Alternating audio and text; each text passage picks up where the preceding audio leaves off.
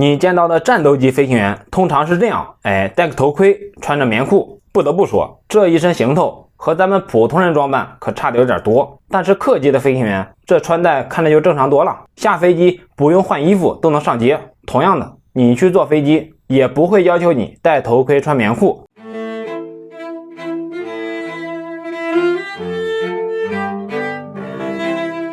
各位帅小伙你们好啊，我是马卡耶夫。那这期咱就讲讲战斗机和客机机舱环境它有啥不一样。可能有小伙要说了，马老师大意了啊，这不是送分题吗？因为客机的机舱它是增压的，里面有氧气，但是战斗机的不增压呀，需要专门给飞行员供氧。回答得漂亮，大方向是对的，但是并不准确。那下面我就给大家讲讲它俩有啥不一样，以及为啥不一样。所谓的知其然还要知其所以然嘛。另外呢，插个题，给你看个好东西。微信打上码，我就不说我每天下班后做视频要花多少时间了，那就有点卖惨了。主要还是确实感兴趣，不然咋可能坚持下来，对不对？这打上码呀，我拿出来说实话还挺纠结的，怕有人说我是什么网络乞丐。其实我理解啊，这不能算乞讨，应该算是卖艺吧。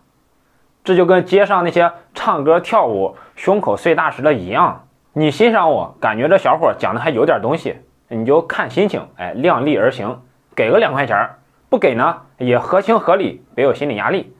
继续往下看片儿。首先介绍一下战斗机飞行员那个头盔和棉裤是干嘛用的。头盔啊，主要有2个作用，一个是降低噪音，别把飞行员耳朵给震坏了。战斗机那噪音啊贼大，你们谁要是住的离军用机场比较近，应该感受过。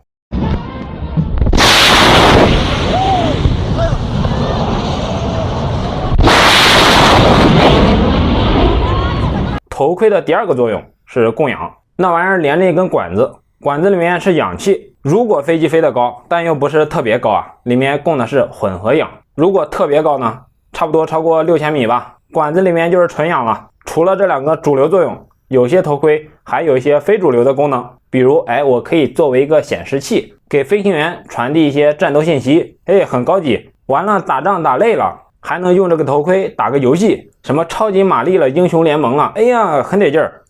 你好骚啊！飞行员穿的那个棉裤也不是保暖的，它学名叫抗和服，用来帮助飞行员抵抗飞行产生的过载啊。说的有点书面化了，下面通俗点。战斗机啊非常讲究机动性，急转弯急加速，很刺激。这么整啊，机器倒还好，问题不大，但是人受不了。为啥呢？咱们知道，因为受地球引力，我们正常受到的重力加速度啊是1个 G， 也就是 9.8 米每2次方秒。这一点初中就学了。如果人坐在飞机里猛的一个加速，身体就会受到更大的加速度，加速度太大，人会感觉特别重啊，被死死压在座椅上。危险的是，体内的血液会往下跑，集中在腿部，造成心脏和大脑缺血。这一缺血不当紧啊，眼睛一黑就晕过去了，这就吓人了。这种过载，一般人5-6个 G 估计就扛不住了。飞行员那肯定厉害，可以多扛点，但是最多也就8-9个，而且是短时间。抗和服的作用就是提高飞行员的抗过载能力。简单理解就是这个抗和服，它主要捆在腿上，里面有可以充气的气囊。过载如果太大呢，血液不是往腿上跑吗？那这个气囊就会充气鼓起来，挤压大腿和小腿以及腰腹部这些可能充血的地方，不让血流进来，防止大脑和心脏缺血。这衣服一穿啊，面对大负载的时候，飞行员就可以多扛会儿。平常没事我可以多做几个帅气的机动动作，打仗时候多扛一会儿就能保命。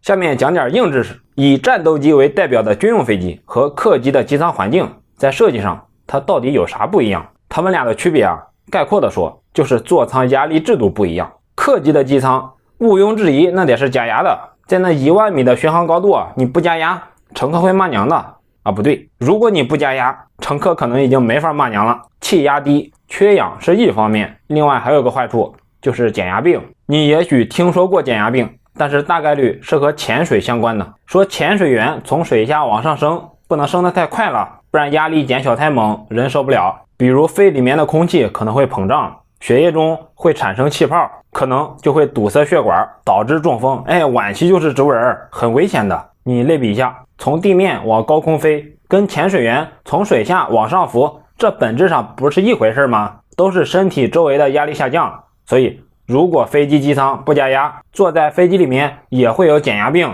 什么耳朵疼、肚子胀、肚子疼、关节疼和皮肤瘙痒。高度到达19000米，压力更小，体液就开始沸腾了，这人基本也就没了。低气压对身体的这些影响啊，和氧气够不够没啥大关系，你就是氧气管子怼到嘴里也没啥用。所以客机的机舱那必须是气密增压的。那压力增加到多少呢？飞行过程中机舱内的压力是咋变化的呢？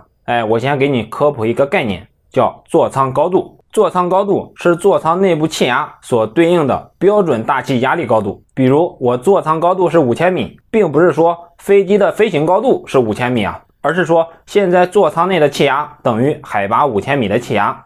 划重点啊，这个概念你要是没整明白，你后面可能就蒙圈了，指定得倒回来再看一遍。好，明白了座舱高度，那我问你了，你坐飞机希望座舱高度是多少？不用想，肯定是0米。那样你坐飞机可就得劲了，一点都不会耳朵闷，因为机舱里的气压和地面一样。但是座舱高度0米，你想想可以，实际上很难做到。为啥呢？其中一个大原因是怕飞机受力太大。如果座舱高度一直是0米，在地面那自然没事，但是飞到高空，比如飞到10000米，那这机舱内外的压力差就很大了。具体多大你可以自己算一下。这飞机就像个气球一样被顶起来，落地之后呢，放气又瘪下去，重复这么整就会金属疲劳，也就是传说中的金属的癌症，这飞机就会报废得更快。其实对飞机来说，一直保持飞机内外压力一样是最好的，比如把窗户啥的都打开，自然通风，这样就不会重复的充气放气了。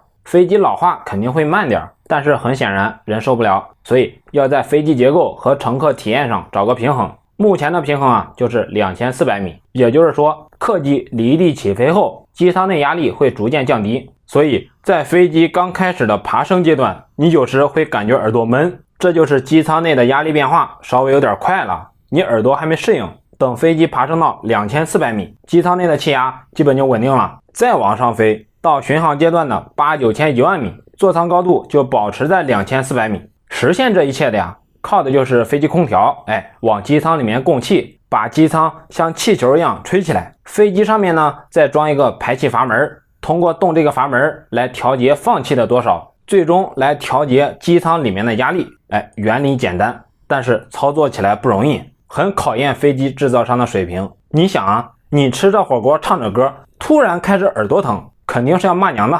另外就是大飞机相比小飞机，调节空间大，这压力变化呢就会稳一点，坐起来呢也会更得劲儿。然后再说一下战斗机，战斗机和客机那肯定不一样，在乘客体验上差挺多，但是并不是说战斗机不增压，战斗机也是气密增压的，只是说压力制度和客舱的不一样。最典型的区别就是战斗机它不会像客机那样，在飞得很高的时候，座舱高度一直维持在2400米，战斗机不一样，如果飞得很高，它会维持机舱内外压力差不变，一般会保持里面气压比外面大34千帕。34千帕是什么概念呢？